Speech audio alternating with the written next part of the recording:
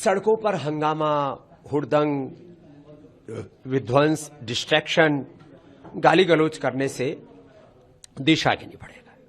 हाँ, मैं मानता हूं कि हमारी राजनीतिक व्यवस्था में, शिक्षा तंत्र में, चिकित्सा तंत्र में और अलग अलग व्यवस्थाओं में बहुत खामियां है और उनके लिए विरोध ये हमारा संवैधानिक अधिकार भी है। और जब बातें अनसुनी की जा रही हो तो फिर लोकतांत्रिक संवैधानिक तरीके से विरोध होना भी चाहिए। तो बस एक ही बात कहूंगा, डेमोक्रेटिक कॉन्स्टिट्यूशनल तरीके से ह्यूमन वैल्यूज, मोरल वैल्यूज के साथ हमें विरोध करना चाहिए। गाली गलौच, हुड़दंगा, विध्वंस, डिस्ट्रैक्शन, इससे बात नहीं बनेगी। और विरोध करने के साथ साथ ये भी देखें कि हमें देश का निर्माण कैसे करना है, क्योंकि आखिरी बात तो देश के सबका लक्ष्य एक ही है कि हमें विकसित भारत बनाना है। विकसित भारत मात्र हंगामा करने से तो नहीं बनेगा। और जिस तरह से जो बच्चे एक हुजूम के साथ और ऐसा सड़कों पर कुछ झूमते हुए आजादी के नारे लगा रहे हैं, उससे भी बात नहीं बनेगी।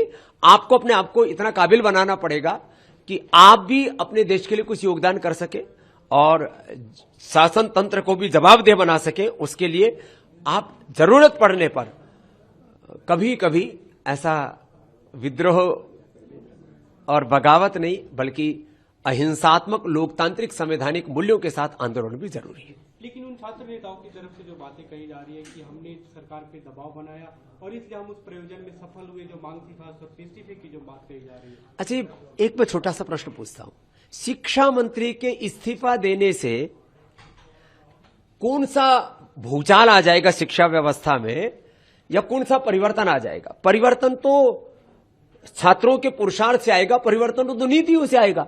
तो शिक्षा मंत्री के मात्र इस्तीफा देने से कि धर्मेंद्र प्रधान गए और प्रहलाद जोशी आ गए और इससे देश बदल जाएगा, शिक्षा बदल जाएगा, बच्चों को रोजगार मिल जाएगा, महंगाई, बेरोजगारी, गरीबी, ये सब ठीक हो जाएंगे।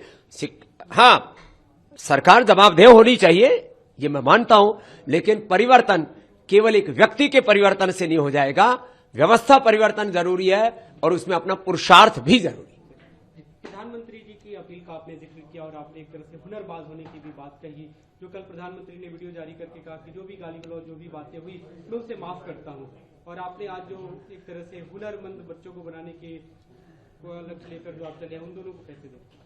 हाँ, मैंने कहा है कि बच्चों को गालीबाज नहीं, हुनरबाज होना चाहिए। और देश के प्रधानमंत्री जी ने कि बच्चे हैं, गलतियां करते हैं, उनको मैं माफ करता हूं, लेकिन गाली देना यह हमारी संस्कृति और भारत की प्रकृति नहीं है।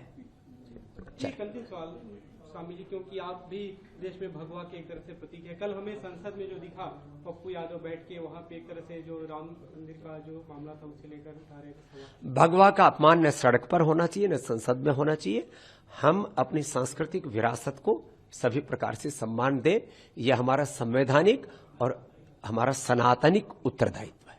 गर्मियों की छुट्टी होने वाली थी, मेरे पापा आने वाले थे, तो हम लोग सभी खुश थे। तो मैं एक बेड पे चढ़ के डांस कर रहा था, लेकिन वो पहले ही आ गए। प्लीज तो मैं उस समय तो कंटिन्यू नहीं कर सकता था ना, तो फ्रीज फ्रेम टाइप का हो कसम पैदा कर